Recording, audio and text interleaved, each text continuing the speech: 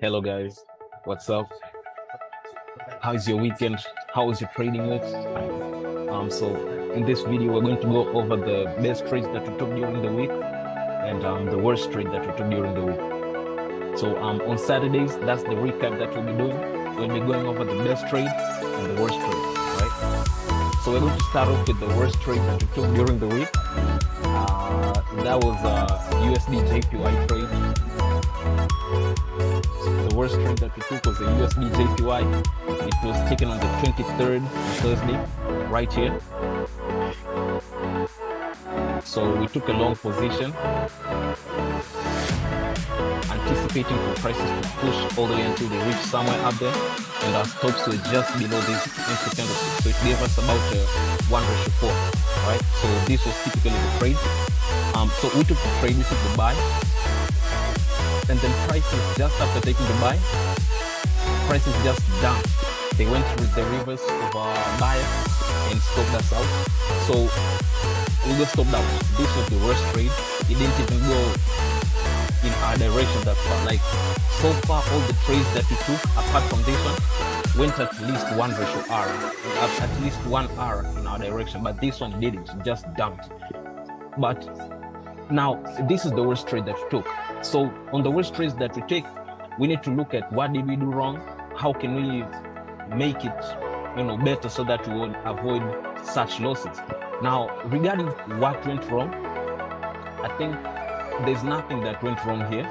As you can see, the trade was solid. The trade was solid as prices pushed above this market structure. These were the most recent highs. Prices broke above that with a solid, might I add, very strong, solid bullish momentum, and then it just dumped. So this wasn't our doing. Like, for instance, if we zoom out, you can see on the left hand side it was a clean slate.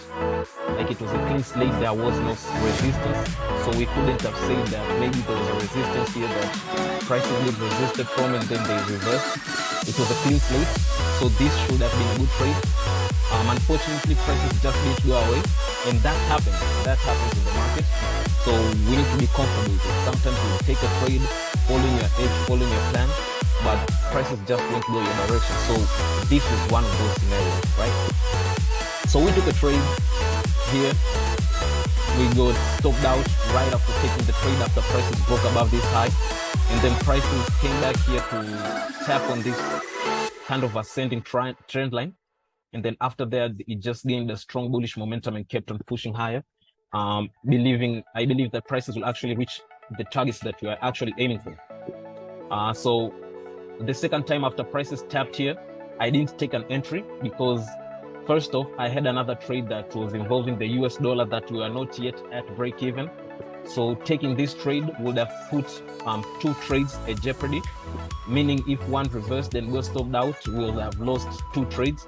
And I don't like putting myself in that position, so I left it hanging. And the other reason is because you can see here where we entered the last trade and then prices just reversed. That is where prices were at right there. Like, you see that? So it's like there was a minor resistance here and prices had not yet broken above that. So it's like, okay, cool, I'm not going to take this trade because prices are just below this resistance where prices reversed from in the previous. Plus I have another trade involving the US dollar that's not yet at break even, so I'm not going to take this trade. But after that, prices just pushed higher and kept on going higher. So this was the worst trade that we took during the week. It was bad. So it was bad. It was really bad. We didn't even get 1:R out of it, right? 1R. But it happens. So don't beat yourself up. If you had a bad trading week or a bad trade like this, don't beat yourself up. They happen. They come and go. Now, moving on to the best trade of the week was obviously a GBPUSD. This was the best trade of the week. Obviously it was just an easy break and retest plus trend following, right? So this was the best trade. So far it's floating at about 132 until the market closed. We secured about half of the trade at 2R, somewhere here at about 121 pips. We secured half the trade. Now we are letting the rest run. Obviously, I believe prices will keep on pushing until it hits take profit. Now, this trade was actually an easy call because we saw that trend was actually in a downtrend. Prices were in a downtrend on this pair, as we had a high, we had a low, we had a lower high, we had a lower low, lower high, and then prices, I believed that they will continue to create an even lower low. So I was like, okay, cool. What's the best place to enter? So I spotted this opportunity where prices broke this trend line and gave us a retest. In also putting this Fibonacci, this is the Fibonacci retracement, which is one of the best tools you can use as a trader. It shows you where prices are most likely to retrace to.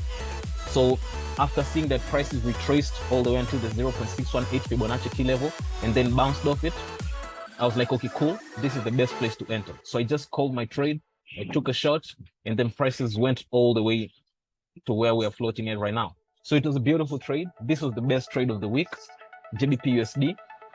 The worst trade was USDJPY, obviously. So that's the trade recap of the week.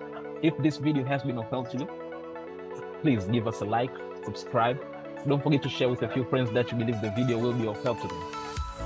So till next time, guys, I appreciate you all. Take it easy out there.